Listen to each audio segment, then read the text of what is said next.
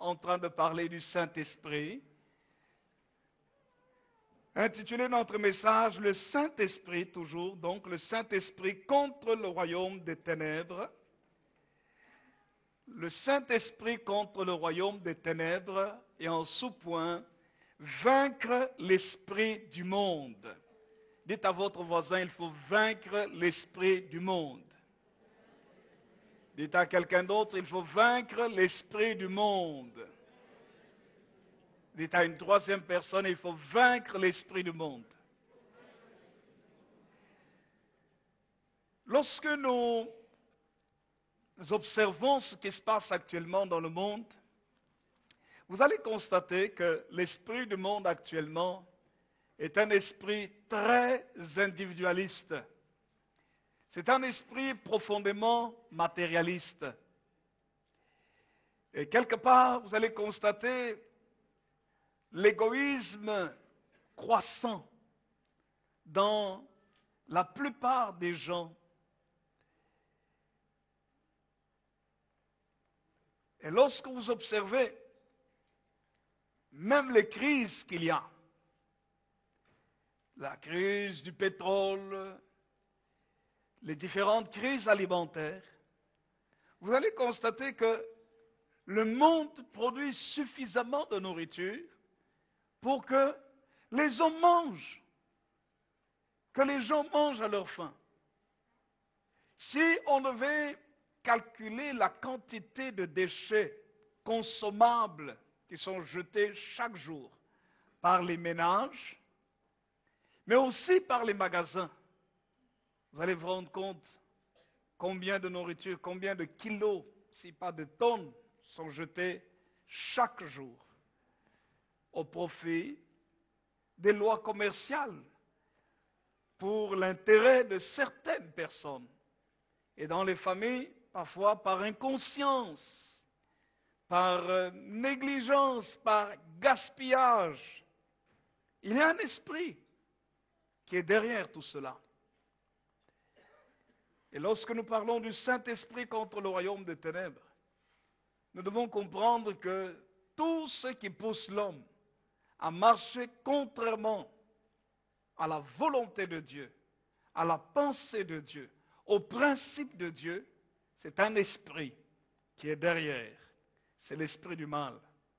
C'est l'esprit du diable qui pousse les hommes à détruire la planète sur laquelle nous sommes, à aller contre les lois naturelles que Dieu a instituées pour le bien-être de l'homme.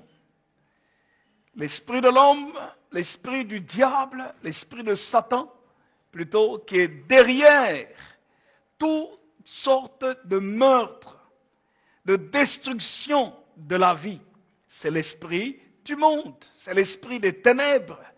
Aujourd'hui, vous constaterez que dans la plupart des films qui passent à la télévision, passez sur une chaîne de télévision, prenez n'importe quelle chaîne au hasard, vous n'allez pas voir, vous n'allez pas passer une journée sans qu'on parle de mort ou de sang qui a coulé ou d'assassinat. Regardez, prenez n'importe quelle chaîne, que ce soit une chaîne nationale ou une chaîne privée, vous allez constater que dans les téléfilms, la mort est omniprésente. Les assassinats sont là. Et en général, dans ces assassinats ou dans ces morts, c'est toujours un homme ou une femme. En fait, c'est quelqu'un, un être humain qui tue son prochain. Le sang coule. La plupart des films d'horreur aujourd'hui, c'est des films dans lesquels la mort est présente. Frères et sœurs, tout cela, c'est l'esprit des ténèbres, l'esprit de Satan. Mais nous vivons dans ce monde. Et le monde dans lequel nous sommes, écoutez-moi bien, nous influence. Que nous le voulions ou pas, il y a une influence dans notre vie. Et voilà pourquoi nous devons faire attention. Voilà pourquoi, quand nous lisons les Saintes Écritures nous montrent comment nous pouvons vaincre l'esprit du monde. Voici ce qu'il est écrit dans l'épître de Paul aux Éphésiens. Dans Éphésiens, au chapitre 1er, vous allez constater que l'apôtre Paul, justement, parle, Éphésiens chapitre 2, verset 1er, jusqu'au verset 3, vous allez voir que l'apôtre Paul décrit le monde dans lequel l'homme vit et qu'il y a une puissance cachée derrière le comportement mauvais de l'être humain. Voici ce qu'il est écrit. Nous lisons ensemble Éphésiens chapitre 2, le premier verset. Nous lisons les 3 premiers versets. Éphésiens 2, versets 1 à 3. Lisons tous ensemble, je vous prie. Éphésiens 2, versets 1 à 3. Lisons. Vous étiez morts par vos offenses et par vos péchés, dans lesquels vous marchiez autrefois, selon le train de ce monde, selon le prince de la puissance de l'air, selon l'esprit qui agit maintenant dans les fils de la rébellion. Nous tous aussi, nous étions de leur nombre, et nous vivions autrefois selon les convoitises de notre chair, accomplissant les volontés de la chair et de nos pensées, et nous étions par nature des enfants de colère comme les autres. Amen. Quelqu'un peut dire un vrai amen? Voilà ce que la Bible décrit sur la condition de l'être humain. Dès qu'Adam et Ève ont péché, le monde a été corrompu par un esprit. Et la Bible nous dit, nous cite cet esprit. On parle de lui dans Éphésiens chapitre 2, verset 2. On nous dit, vous étiez morts par vos péchés et par vos offenses, dans lesquels vous marchiez autrefois. Et on dit, vous marchiez autrefois selon le train de ce monde. C'est-à-dire, les péchés et les transgressions des commandements de Dieu sont des choses courantes, normales dans le monde. C'est pourquoi on dit selon le train ou le courant de ce monde, ou la façon de vivre de ce monde, ou le comportement de ce monde, ou la pensée, les attitudes, les actions de ce monde. Et on dit selon le train de ce monde, et on rajoute quelque chose après le verset 2, selon le prince de la puissance de l'air. Si on dit le prince de la puissance de l'air, c'est que on parle de quelqu'un qui est spirituel. L'air est immatériel. Vous ne savez pas voir l'air. Vous pouvez voir la manifestation de l'air, les conséquences, les effets de l'air. Mais on dit selon le prince. Si on dit le prince, c'est qu'il a un pouvoir, c'est qu'il a une autorité, c'est qu'il gouverne, c'est qu'il règne, c'est qu'il peut dominer. C'est pourquoi on l'appelle prince.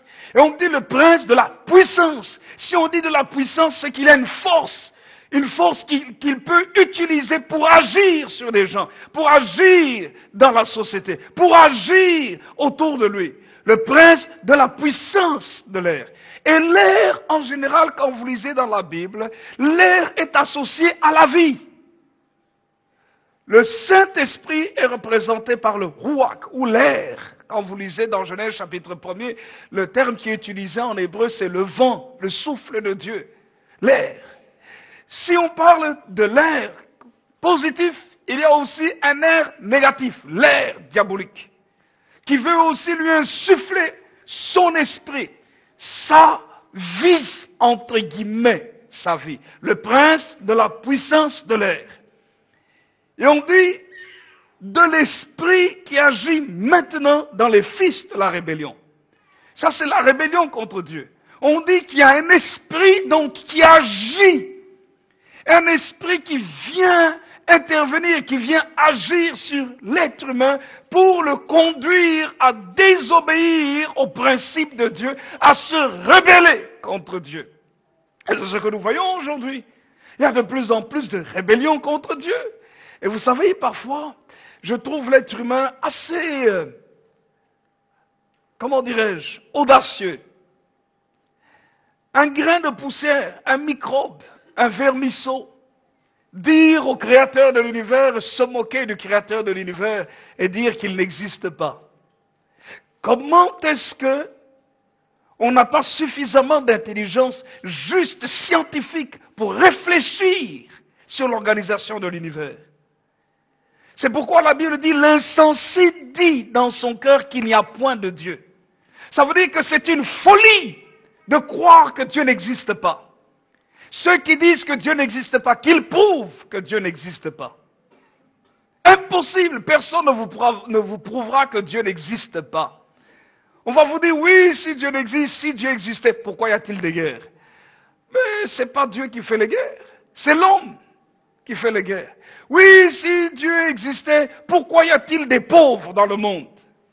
Mais c'est des questions, excusez-moi, d'une bassesse assez importante. Pour quelle raison?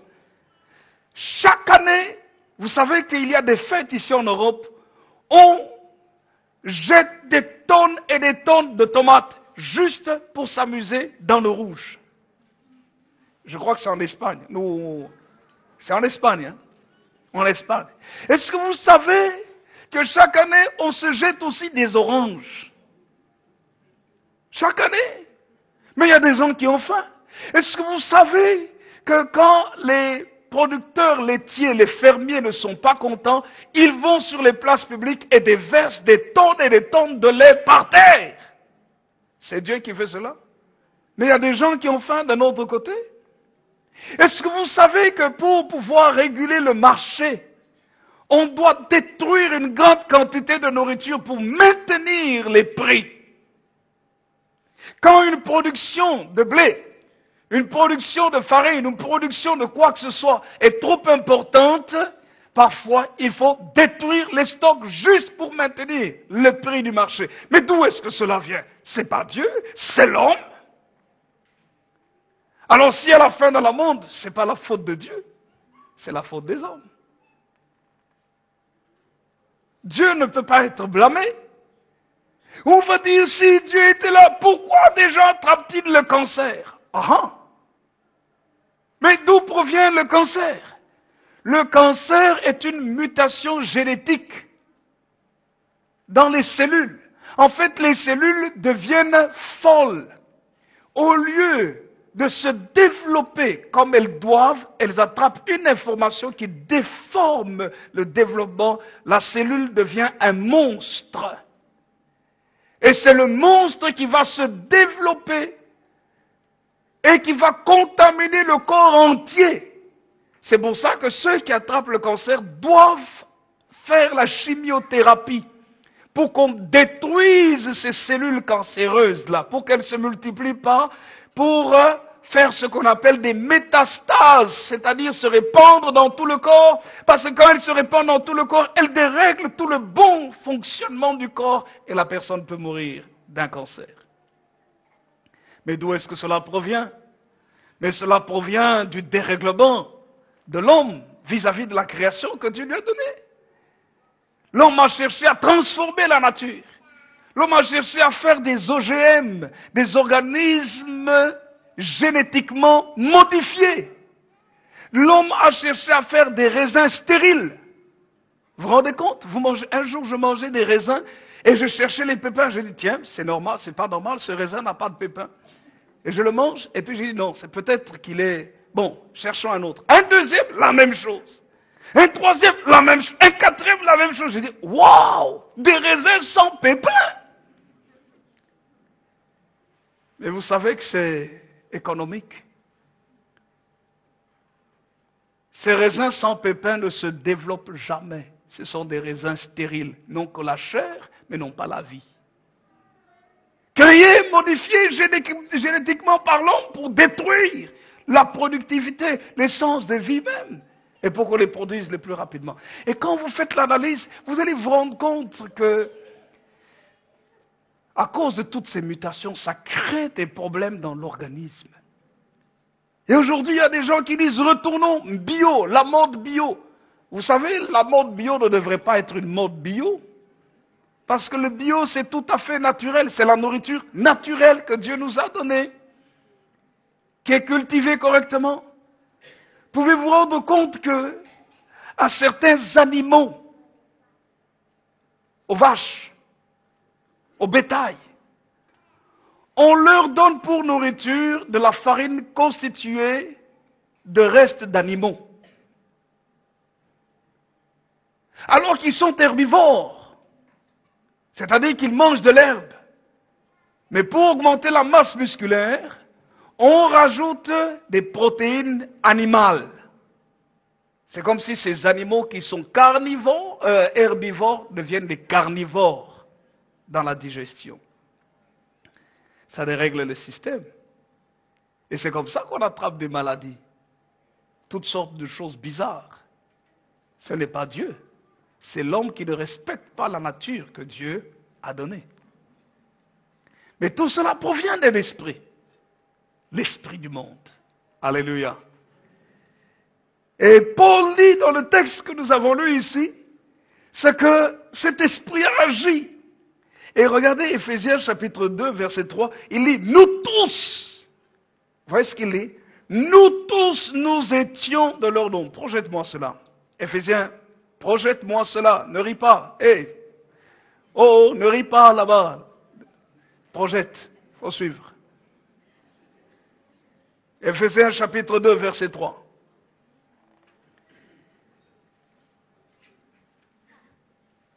Projette-moi Éphésiens chapitre 2, verset 3. Vous voyez quand on rit, c'est dangereux de rire. Nous lisons ensemble Éphésiens chapitre 2, verset 3. Lisons tous ensemble, je vous prie. Lisons. Nous étions tous aussi... Lisons en voix, lisons. Nous étions tous aussi... Nous étions de leur... Nous tous aussi, nous étions de leur... nombre. Et nous vivions comment? Et nous vivions autrefois selon les convoitises de notre chair, accomplissant les volontés de la chair et de nos pensées. Nous étions par nature des enfants de colère comme les autres. Amen. Vous comprenez par là que tout le monde entier est soumis à la pensée du monde qui est influencé par Satan, le prince de la puissance de l'air. Il y a des gens qui vont dire, oui, moi je ne crois pas que le diable existe. Ça n'a rien à voir que tu crois ou que tu ne crois pas. De toute façon, que tu crois ou que tu ne crois pas, cela est imposé. C'est comme quelqu'un qui dirait, non, moi l'air que je respire, c'est de l'air pur. Parce qu'il marche dans le parc de la Bouverie. Entre nous, est-ce que le parc de la Bouverie, parce qu'il y a quelques arbres qui sont là, que l'air du parc de la Bouverie est pur? Non! Parce que nous sommes en pleine ville, le parc de la ville ici. Il y a des arbres, il y a peut-être le cours d'eau, la Meuse qui est là. Mais puisque nous sommes en pleine ville, la pollution est là. Que tu crois en la pollution ou pas, de toute façon, tu respires de l'air pollué. Le prince de la puissance de l'air. Mais heureusement, frères et sœurs, que quelque part, Dieu a mis une grâce en nous pour purifier les impuretés qui viennent chaque jour dans notre corps. Heureusement. Et voyez, le prince de la puissance de l'air agit. Son esprit agit sur tous les hommes. Et c'est la raison pour laquelle la Bible nous montre que l'homme, quel qu'il soit, n'est pas exempt de péché. Les Saintes Écritures nous disent clairement, car tous ont péché et sont privés de la gloire de Dieu. Alléluia. tous ont péché, nous disent les Saintes Écritures, et sont privés de la gloire de Dieu. Mais ils sont gratuitement justifiés par la foi en Jésus-Christ, nous disent les Saintes Écritures. Alléluia. Cela est écrit dans Romains au chapitre 3, verset 23. Car tous ont péché. Tous ici, ce sont tous les hommes. Et sont privés de la gloire de Dieu. Voyez, frères et sœurs, comment vivre loin de Dieu vous amène automatiquement à être soumis à un esprit. L'esprit du diable. Que vous le vouliez ou pas.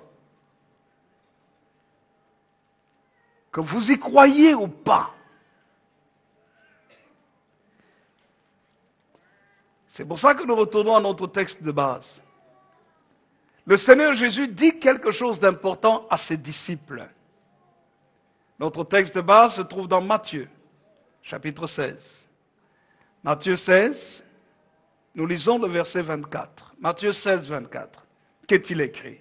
Lisons en haut voix, s'il vous plaît. Lisons Matthieu chapitre 16, verset 24. 1, 2, 3, lisons. Alors Jésus dit à ses disciples, si quelqu'un veut venir après moi, qu'il renonce à lui-même, qu'il se charge de sa croix et qu'il me suive. Quelqu'un dit un vrai amen? Si quelqu'un veut venir après moi, dit Jésus. Il parle cette fois-ci à ses disciples. Pourquoi ses disciples? Quand vous lisez dans la Bible, vous allez constater que Jésus n'a pas demandé à ceux qui croyaient en lui de remplir les bancs de l'Église, les bancs des lieux de prière, les chaises des salles de réunion. Vous ne voyez pas ça dans la Bible. Ce n'est pas parce que tu viens à l'Église que tu es disciple de Jésus-Christ. Ce n'est pas parce que tu es assis sur une chaise dans l'Église que tu es nécessairement disciple de Jésus. Mais tu es disciple de Jésus lorsque tu as fait de Jésus le Seigneur de ta vie. Seigneur veut dire par là que Jésus règne dans ta vie. Les principes de Jésus règnent dans ta vie. C'est-à-dire, la première chose que tu as faite, c'est reconnaître que toi aussi tu étais un pécheur. Comme nous l'avons vu dans Éphésiens chapitre 2. Que toi aussi tu avais été ou tu étais influencé par le mal. Tu vas me dire, mais non, moi je n'ai jamais été influencé par le mal, je n'ai jamais été influencé par le diable. J'aimerais vous dire que tous, d'une manière comme d'une autre, nous avons été influencés par le diable.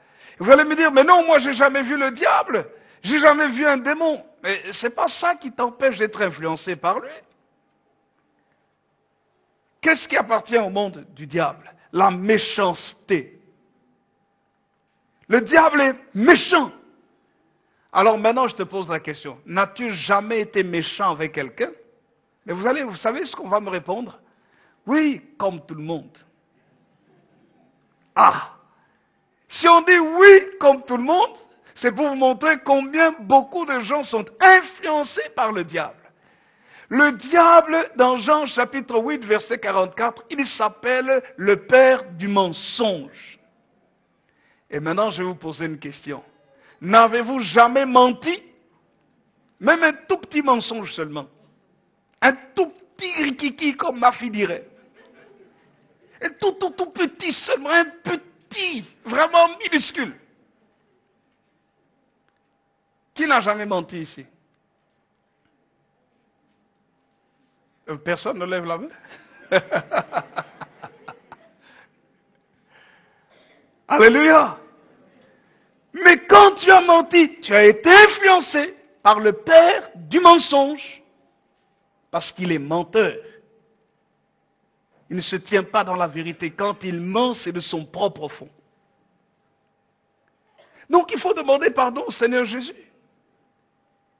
Qui n'a jamais fait du mal à quelqu'un? Serait-ce par ses paroles, serait-ce par des coups, serait-ce par, je ne sais pas, par quelque moyen que ce soit. Mais tous, on a déjà blessé quelqu'un d'une manière comme d'une autre. Satan, dans Jean chapitre 10, c'est un destructeur. Il s'appelle le voleur, il ne vient que pour dérober, égorger et détruire. Détruire la valeur de quelqu'un. Détruire la personne. Détruire les sentiments de quelqu'un. Qui n'a jamais détruit les sentiments de quelqu'un? Tu dis des paroles dures, méchantes, et l'autre est blessé. Tu as fait du mal. Et la Bible nous montre que par là, tu as été sous l'influence de Satan. Que tu l'acceptes ou que tu ne l'acceptes pas. Que tu crois qu'il existe ou qu'il n'existe pas. Ce sont tes actes qui prouvent que tu as été sous son influence. Parce que c'est le mal personnifié. Mais comme il est un esprit, tu ne le vois pas. Mais quand tu te disputes, et je pourrais poser la question, qui ne s'est jamais disputé ici? Qui n'a jamais eu de querelle avec qui que ce soit? Personne ne va lever la main. Même quand tu es petit, même en bas âge, on se dispute pour les poupées, on se dispute pour les petites voitures, on se dispute parce que l'autre t'a regardé, l'autre a dit non, c'est pas ça, et l'autre répond non, c'est comme si, non, c'est pas ça, non, c'est pendant 10 minutes, non, c'est comme ça, et puis, voilà. On se dispute, et les disputes deviennent plus importantes quand on devient grand. Et quand on se marie, qui n'a jamais eu de querelle dans son foyer, d'incompréhension, de disputes dans son ménage. Ah, tu dis, oh, j'aime ma femme, je suis fiancé, oh, je l'aime, c'est la plus belle, c'est la plus belle, c'est la plus belle, c'est la plus belle, c'est la plus belle, c'est la plus belle. Et puis après, quand tu te maries, et puis après quelque temps, ah, c'est la poubelle, c'est la poubelle, c'est la poubelle.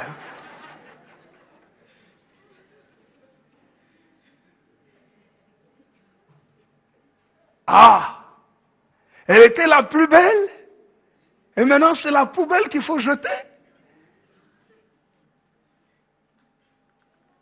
Toute ta rancœur, tu la déverses en elle. Mais pourtant, quand tu étais fiancé, elle était belle, hein?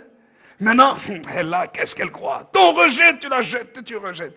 Tes mauvaises paroles, ta méchanceté prouve sur elle ou sur lui. Ah bon? Et au début, elle était la plus belle. C'était, oh, l'extra, oh, elle est formidable. Et maintenant? Mais pourquoi?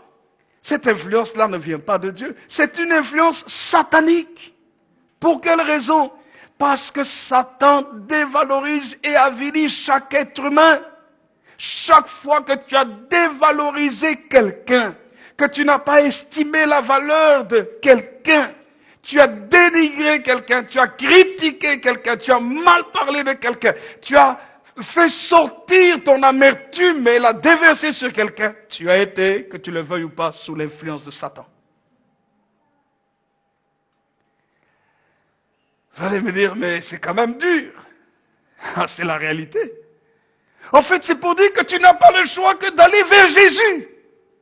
Si tu veux sortir de l'influence de Satan. Tu vas dire, oui, mais moi je suis bon. Tu es bon? Vraiment, tu es bon? Ah, entre nous, quand à un moment donné tu as commencé à grandir, il n'y a pas eu un peu de perversité en toi? Tu n'as pas cherché à regarder des mauvaises choses ou à faire des mauvaises choses? Donc tu n'es pas si bon que ça. Les autres croient que tu es bon, mais en réalité tu te connais mieux que toi-même. Enfin, mieux que les autres.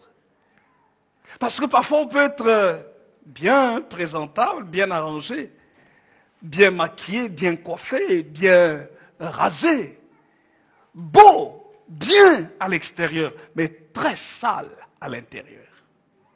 C'est vrai ou c'est pas vrai? C'est vrai. J'ai déjà croisé des filles belles, vous la voyez, vous avez l'impression que son visage c'est un ange. Quand il ouvre la bouche, aïe.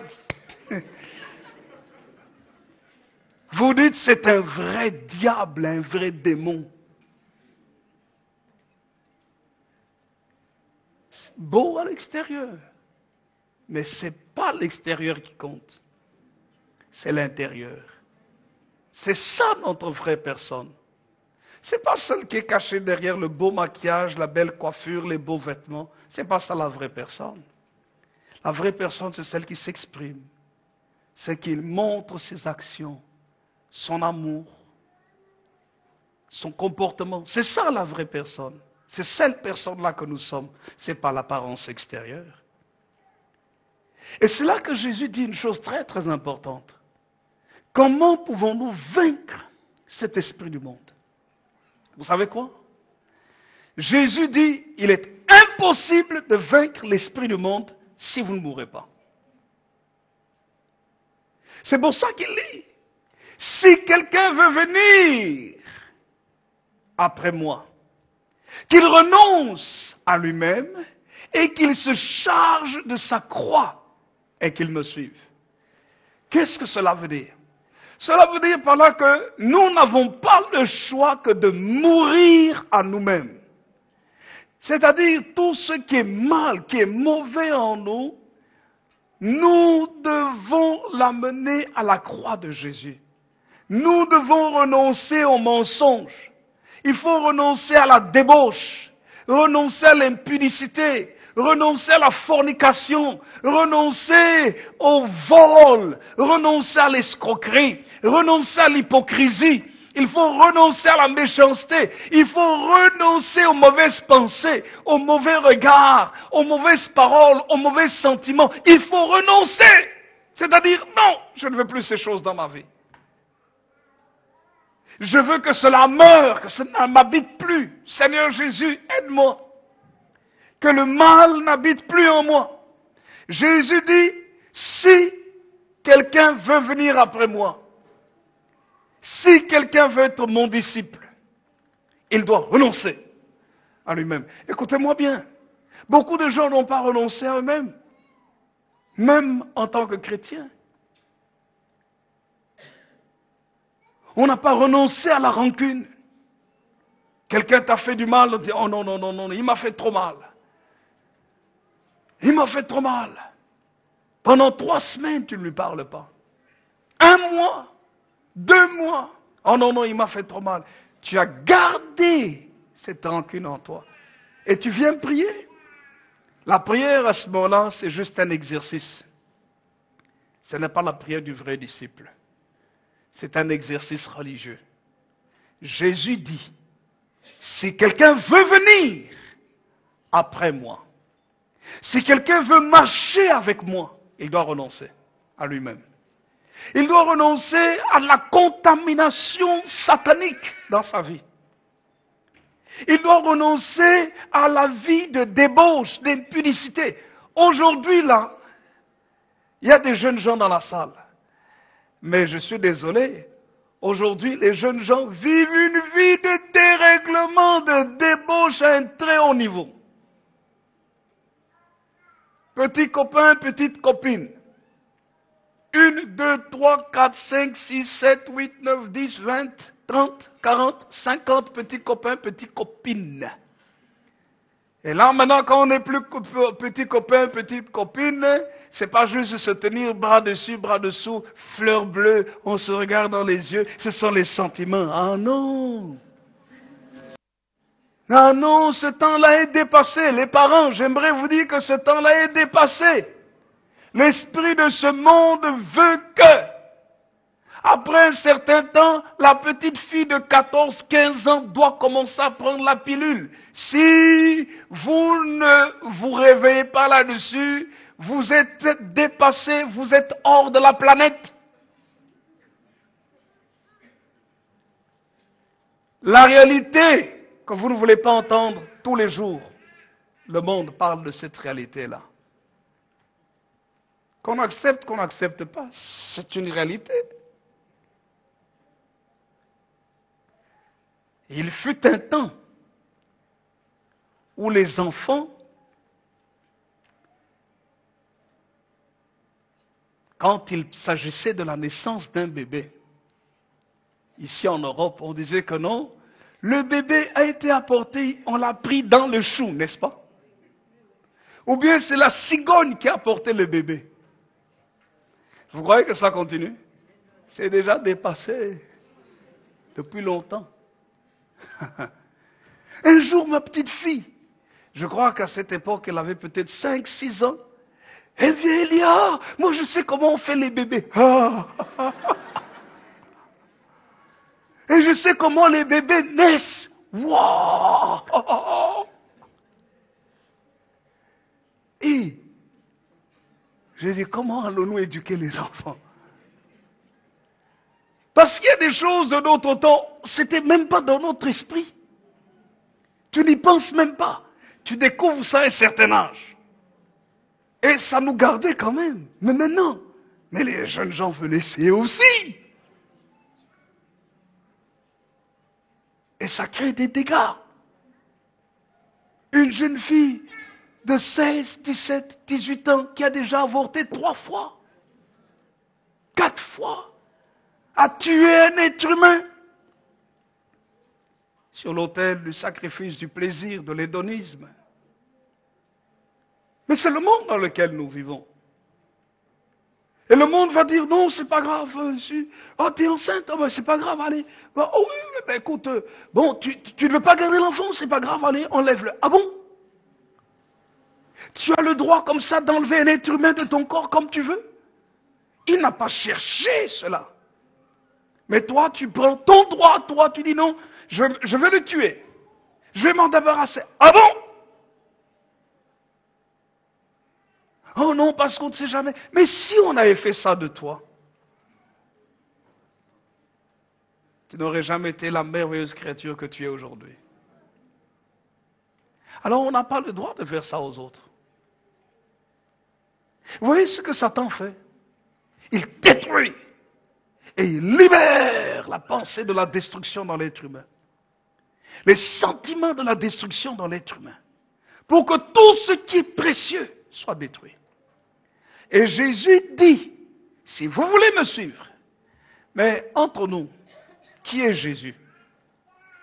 Jésus dit de lui dans Jean chapitre 14, verset 6, je suis le chemin, la vérité et la vie. Ça veut dire que Jésus est le chemin. Cela signifie que dans ta vie, il y a une destinée. Un plan merveilleux que Dieu a tracé pour toi. Et il veut que tu marches dans ce plan. Il est le chemin, il est la vérité. Dans ta vie, il y a des choses qu'il veut que tu connaisses, qui font partie de toi et que tu dois réaliser. Que tu vives non pas dans l'illusion, dans le mensonge ou dans la déception, mais que tu vives dans la vérité. Vous savez, la vérité triomphe, la vérité est plus forte que tout. Il veut que tu vives dans sa vérité. Il est la vie. Il est venu afin que les brebis aient la vie et qu'il l'ait en abondance. Ça veut dire que Jésus veut que tu sois satisfait dans ton cœur, que tes pensées soient bien, pures, bonnes, paisibles, que ta vie, tu en profites pleinement. En fait, que tu te réalises. Jésus dit, je suis le chemin, la vérité et la vie. Et puis il dit, nul ne vient, Jean chapitre 14, verset 6, nul ne vient au Père que par moi. Ça veut dire qu'il veut que tu vives la vie sur cette terre, mais aussi il y a une vie qui t'attend dans les cieux. Et pour que tu arrives dans cette vie qui t'attend dans les cieux, tu dois passer obligatoirement par Jésus. Il dit, personne ne vient à Dieu le Père, n'entre au paradis, si ce n'est que par moi. Mais vous savez ce que le monde dit aujourd'hui? Vis comme tu veux, et lorsque tu mourras, tu iras au paradis. Non! C'est encore un mensonge de Satan. Et c'est comme ça que vous voyez des gens qui vivent comme ils veulent, et puis ils se disent, non, de toute façon, Dieu est tellement bon qu'il ne peut pas nous envoyer souffrir éternellement au paradis. Mais Dieu est tellement bon, mais c'est un Dieu juste aussi. L'amour a de la justice. L'amour ne peut pas être amour sans justice. Non. Tu peux aimer quelqu'un, mais si cette personne que tu aimes vient, vole, fait des dégâts, tu vas l'aimer, mais tu ne vas pas apprécier ce qu'elle a fait. Tu ne vas pas te comporter de la même manière, même si tu l'aimes. C'est la même chose avec Dieu. Alléluia. Frères et sœurs, Jésus dit, si quelqu'un veut venir après moi, qu'il renonce à lui-même. Il faut renoncer à l'hypocrisie. Le monde dans lequel nous sommes, c'est dans un monde dans lequel nous paraissons, on veut paraître ce que l'on n'est pas. On veut montrer aux gens qu'on vit une vie qui n'est pas la réalité. Ça s'appelle l'hypocrisie. On veut montrer que son couple est un couple harmonieux quand ça ne va pas du tout à la maison. Ça s'appelle l'hypocrisie. On paraît sur son beau côté, alors que la réalité est tout autre. Frères et sœurs, ce n'est pas la volonté de Dieu. C'est le travail de Satan. On trompe les autres, mais on se trompe soi-même aussi. Et à cause de cela, la bénédiction de Dieu ne descend pas. Jésus dit, tu ne peux pas venir à moi si tu ne renonces pas à toi-même. S'il y a des choses que tu n'abandonnes pas. Qu'il renonce à lui-même, qu'il se charge de sa croix. Il y a des choses que tu dois crucifier pour toujours. Tu dois dire à partir d'aujourd'hui, la vie dépravée, je ne vais plus continuer à la vivre. Parce que je ne gagne pas. Écoutez-moi bien. Vous prenez une belle fille. Vraiment une belle fille. Mais cette belle fille a connu des garçons à gauche, à droite, et tout le monde le sait. Est-ce que cette belle fille gagne? Elle dit non, je suis jeune, il faut que je profite de la vie. Oh, tu profites de la vie, ça veut dire par là que tu dois utiliser ton corps, le laisser toucher par tout le monde. Entre guillemets, tu profites de la vie. Non, ça c'est pas profiter de la vie, c'est profiter des plaisirs. Un plaisir n'est pas nécessairement la vie, c'est un plaisir momentané qui ne garantit pas le bonheur dans le futur. Et on se laisse, et puis un jour on décide de se caser parce qu'on voudrait se marier. Écoutez-moi bien. Lorsqu'une personne a eu l'habitude d'avoir plusieurs partenaires dans sa vie, il y a dans son système nerveux le multipartenariat. Il y a dans son cœur le compartiment, oui, comment on dit? Il y a la compartimentation. Est-ce que ça existe? Je ne sais pas si le mot existe. Mais tout est-il que la personne a compartimenté dans ses émotions des places pour des gens. Le cœur n'est pas entier pour une personne. Mais le cœur a été pour une personne, telle autre personne, telle autre personne, telle autre personne, plusieurs personnes dans le cœur. Et en général, quand on a plusieurs personnes dans le cœur, on les a parce que ces personnes nous font du bien, des choses qui nous plaisent. En fait, on n'est pas vraiment satisfait et on n'est jamais entièrement quelqu'un d'autre.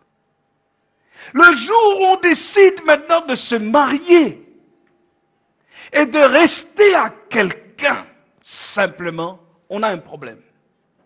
On va aimer la personne, mais on aura un problème. Parce que le cerveau va libérer d'autres types d'informations. Le cerveau dit, tu as été avec tel, tel était comme si. Voici la qualité d'X, voici la qualité d'Y, voici la qualité de Z, voici la qualité de A, de E. Et lui, c'est G. Mais G, malheureusement, n'a pas la qualité d'X que tu te rappelles, la X là avait là. La Y là aussi, tu te rappelles, Y avait là. Et puis, elle là, tu te rappelles, elle, les qualités qu'elle avait. Mais G n'a pas ces qualités-là. Et puis un jour, c'est les disputes. Ouais, quand j'étais avec. Tu es marié, tu dis quand j'étais avec. Et le mari va te dire, ah bon, quand tu étais avec, retourne avec.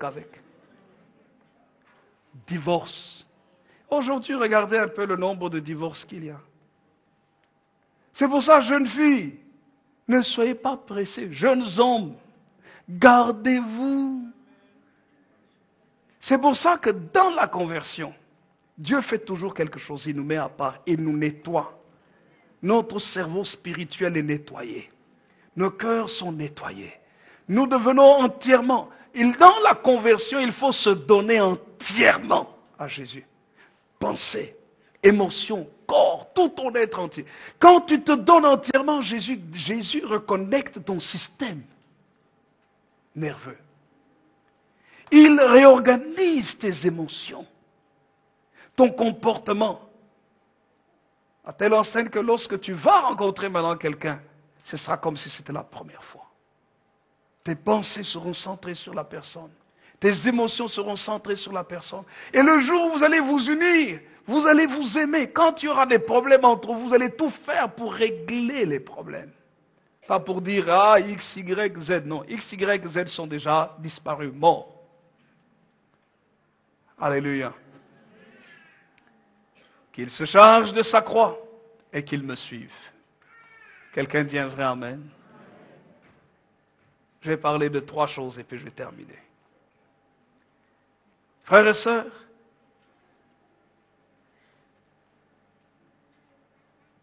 nous avons vu qu'il faut crucifier ce que la Bible appelle le vieil homme et ses passions.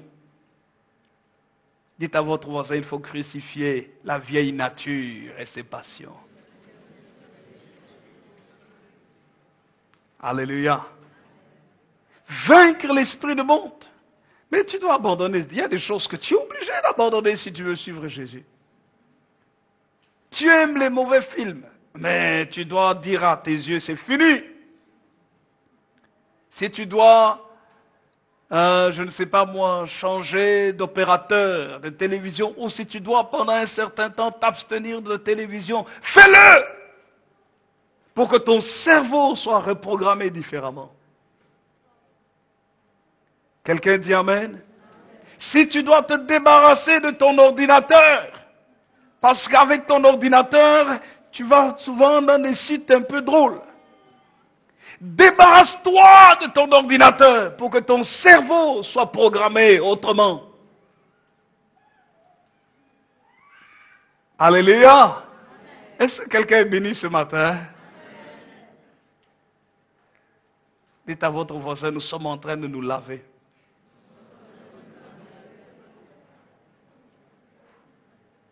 Alléluia. De tes passions. Tu aimes les disputes et les querelles. Oh non, c'est moi qui ai raison, c'est moi. Même si tu as raison, arrête de te disputer. À un moment donné, force-toi à te taire. Dites amen. Oui, mais moi je suis un homme. Quand un homme a raison, il faut qu'il parle. Même si c'est la femme, laisse-la parler à un moment donné. Quelqu'un dit amen? C'est crucifier le vieil homme. J'aimerais vous dire, frères et sœurs, ça va vous exiger, ça nous exige un effort. Jésus n'a pas dit que c'est lui qui le ferait d'abord. C'est notre propre volonté. Oui, mais moi je n'y arrive pas. Si, tu peux y arriver. Parce que Dieu t'a donné une volonté. Le Seigneur est là pour nous aider à y arriver. C'est pourquoi il envoie son esprit. C'est pour ça qu'il envoie sa parole. La parole de Dieu nous aide à comprendre ce qui est juste pour notre bien.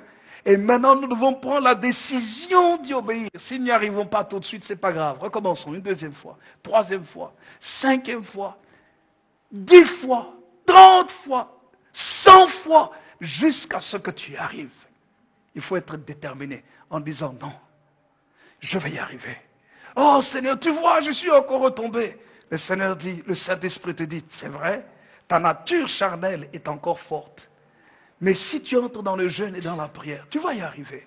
Si tu replonges dans ma parole et que tu comprends, que ton cerveau arrive à comprendre que c'est pour ton bien. Tu vas y arriver, tu vas dire, Seigneur, c'est dur. C'est vrai que c'est dur. Mais qui a dit que crucifier sa chair, c'était facile? C'est vrai que c'est dur, mais c'est pour ton bien. Mets-toi dans la tête que c'est pas pour te faire du mal, mais c'est pour que ta vie soit meilleure. Que tu t'épanouisses, que tu sois libre, que tu ailles de l'avant dans ta vie, qu'on te respecte, que ton futur soit éclairé, soit meilleur, que tu ne puisses pas compromettre ton futur. C'est pour ton bien. Et c'est pour te préparer à recevoir les grâces de Dieu, la bénédiction de Dieu, l'aide de Dieu dans tous les aspects, tous les détails de ta vie, aussi bien sur la terre que pour recevoir la vie éternelle le jour où tu quitteras la terre dans les cieux. C'est pour ton bien. C'est pas pour quelqu'un d'autre, c'est pour toi. Alors quand ton esprit comprend que c'est pour ton bien, même si ça ne va pas, tu dis, je vais faire l'effort. Je vais y arriver. Je vais y arriver. Seigneur, je tombe. Seigneur, mais je vais y arriver. Avec toi, je vais y arriver. Je vais y arriver. Dites à votre voisin, j'y arriverai. Frères et sœurs, chacun d'entre nous, nous avons des choses qu'il faut régler. Parfois, c'est quelqu'un qui est paresseux. Tu as la paresse. C'est pas bon. Dieu n'est pas un paresseux. C'est mauvais, la paresse. Ça compromet ton futur. Tu es négligent. La négligence, c'est mauvais. Tu perds beaucoup de choses par la négligence. Tu dois contacter quelqu'un, tu dis non, je le ferai demain. Je le ferai après-demain. Je le ferai après-demain. Et pour finir, tu ne le fais jamais. Et cette personne portait ta bénédiction et tu passes à côté. À cause de la négligence. C'est mauvais. Tu dois dire, je dois crucifier cette négligence-là. Je dois la crucifier. Parce qu'elle me fait perdre dans la vie. C'est pas facile. Ça commence par notre volonté. Crucifier le vieil homme et ses passions. Je lis quelques textes très rapidement pour terminer. Romains chapitre 6. Il est écrit ceci, verset 5. Il est écrit ceci. En effet, si nous sommes devenus une même plante avec lui, avec Jésus, Romains chapitre 6, verset 5, jusqu'au verset 7, si nous sommes devenus une même plante avec lui par la conformité à sa mort, nous le serons aussi par la conformité à sa résurrection, sachant que notre vieil homme a été crucifié avec lui, afin que le corps du péché soit rendu à l'impuissance, pour que nous ne soyons plus esclaves du péché, car celui qui est mort est libre du péché. Dites à votre voisin, Dieu veut ta liberté. Il veut la mienne aussi. Voyez, quand tu fais cet exercice-là, tu seras libre. Tu avais l'habitude de mentir et tu devais tout le temps te cacher, tu devais tout le temps paraître. Mais quand tu cesses de mentir, tu dis, je n'ai plus besoin de me cacher. J'ai plus besoin de faire tous ces efforts. Je suis libre. Dieu veut la liberté dans notre vie. Libre de la culpabilité. Libre. Oh, c'est formidable. Galates chapitre 5, verset 24. Il est écrit ceci. Ceux qui sont à Jésus-Christ ont crucifié la chair avec ses passions et ses désirs. Vous voyez? Nous crucifions, tu vas crucifier l'esprit d'énervement. C'est une passion. Quand on te dit quelque chose, tu dois monter en colère. Tu dois monter dans les tours. Jusqu'à ce que ça passe. Et parfois, ça prend une semaine pour passer. Tu dois dire, c'est terminé ça. Je vais crucifier. Parce que c'est une passion de la chair. C'est un désir de la chair pour qu'on sache qui je suis, qu'on me reconnaisse, qu'on connaisse ma valeur, mon autorité, mon importance. Non. C'est une passion. Il faut la crucifier. Et le verset 25 nous dit, si nous marchons par l'Esprit, si nous vivons par l'Esprit, marchons aussi selon l'Esprit. Quand tu crucifies, tu dis, je refuse la colère. Quelqu'un, écoutez-moi bien. Quand tu dis je refuse la colère, comme par hasard, c'est à ce moment-là que les gens vont t'énerver. Il faut que tu remercies le Seigneur. Dis-lui, Seigneur, merci pour tous ceux qui sont en train de m'énerver ici. Parce que c'est un exercice dans lequel tu m'amènes à pouvoir dominer.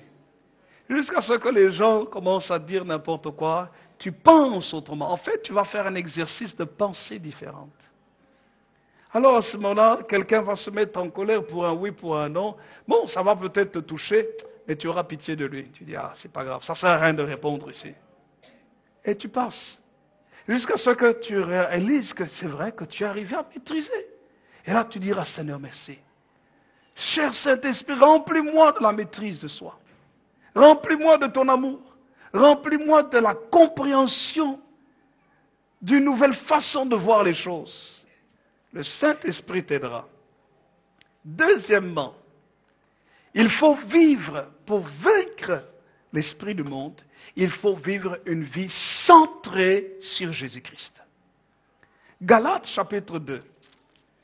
Le verset 20, il est écrit, Galates 2, 20, si je vis, dit Paul, il lit d'abord, Galates chapitre 2, verset 20, il lit, j'étais crucifié avec Christ.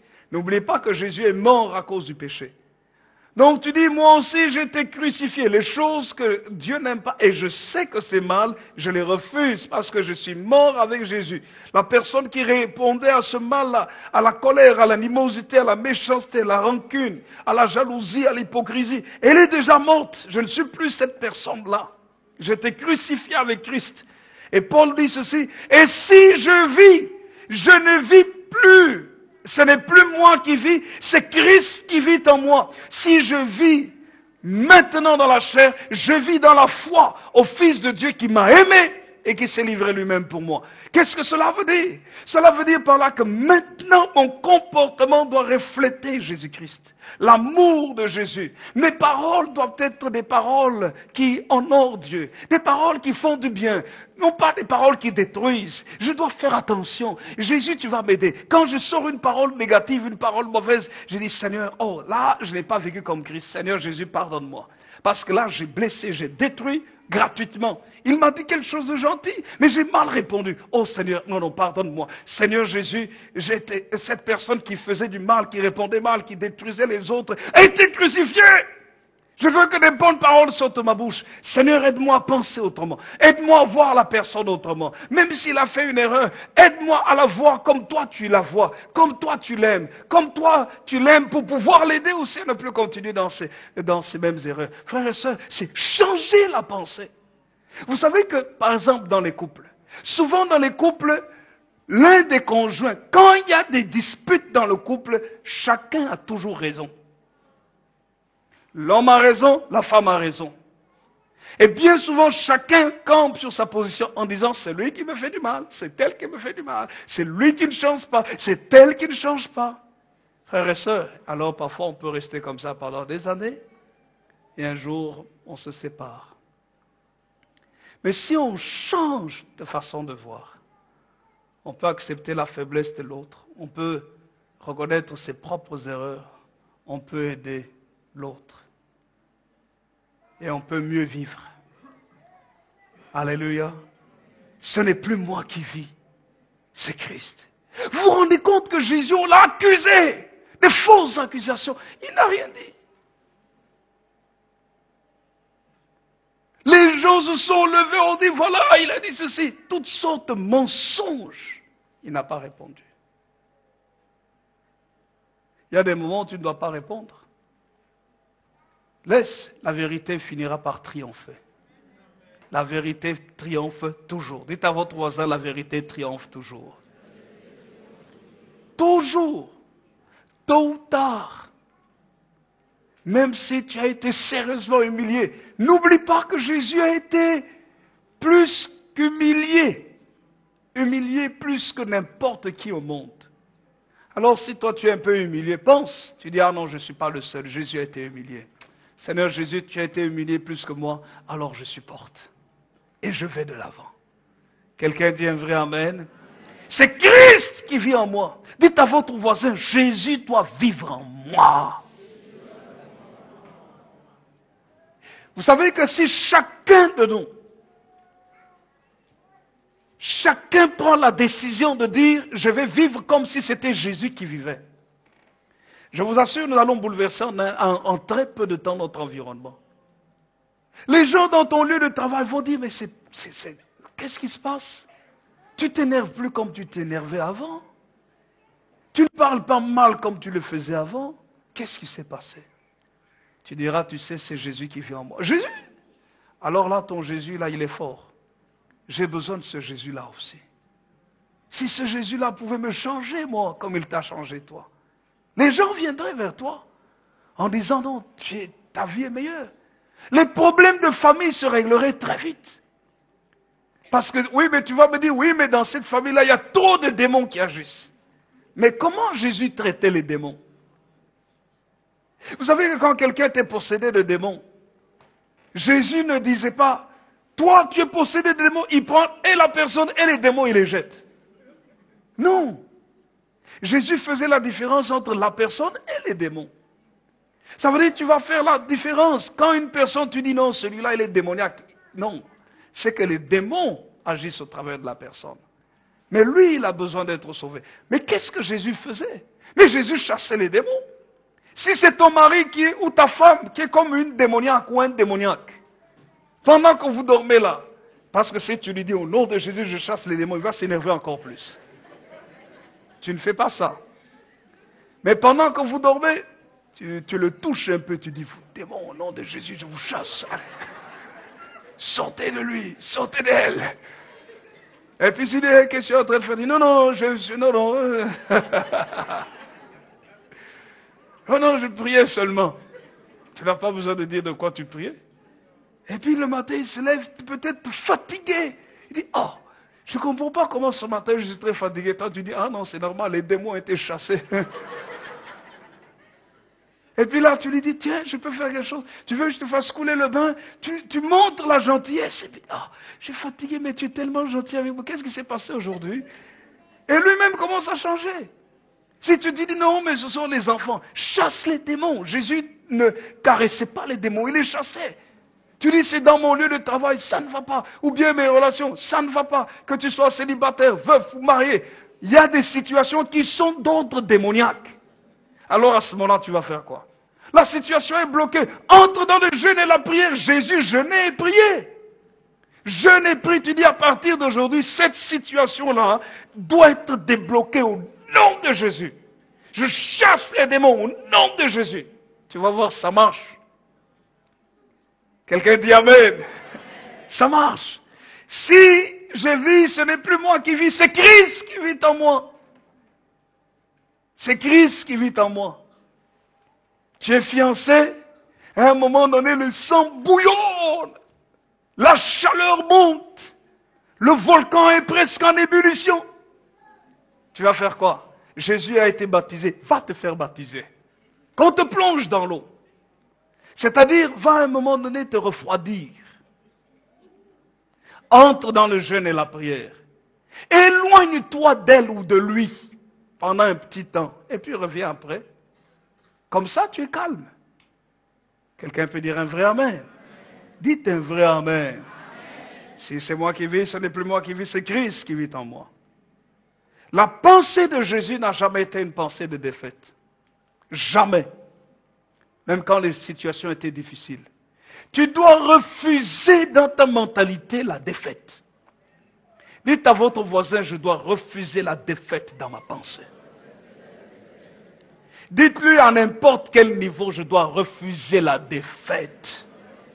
Non, dites-le à quelqu'un, dites-le à quelqu'un, dites-le à quelqu'un, dites-le à quelqu'un, je dois refuser la défaite.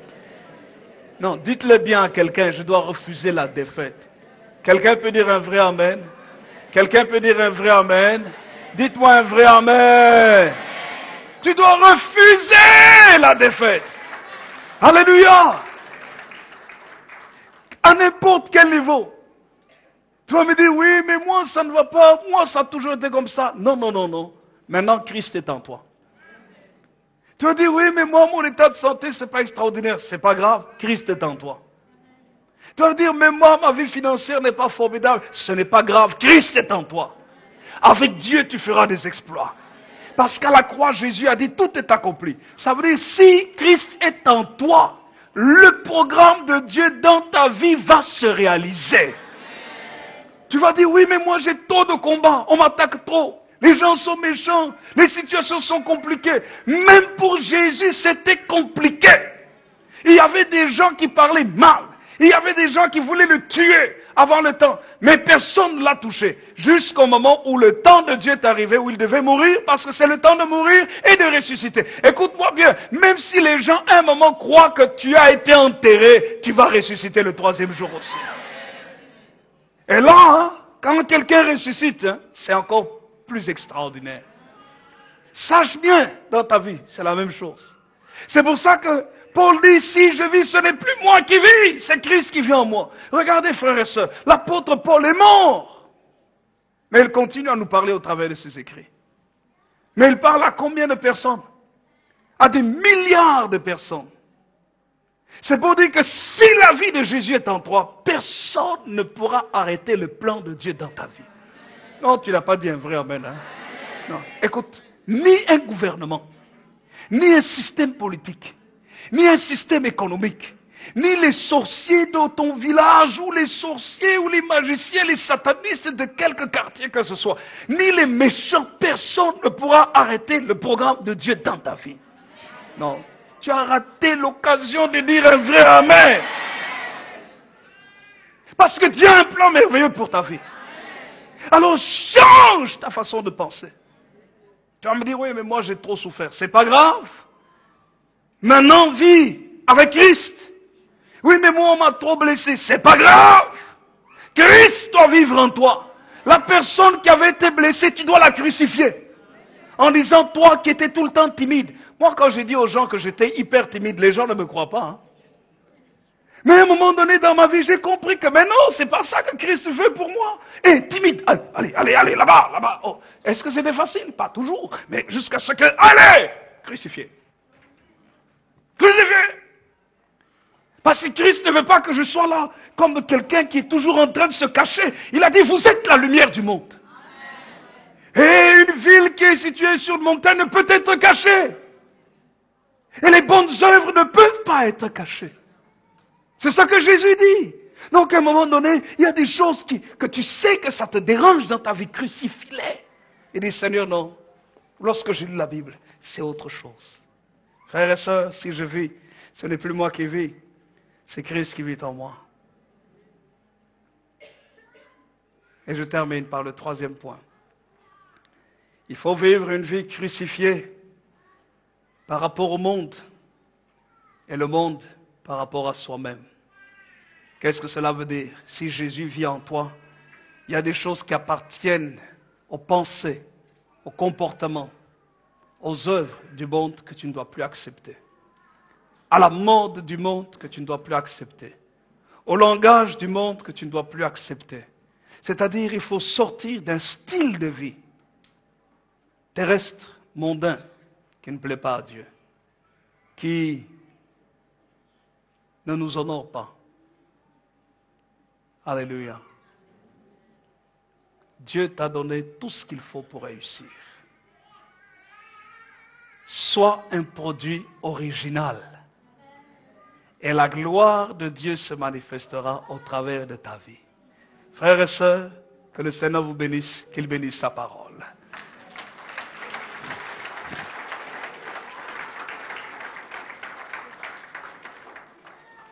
Nous allons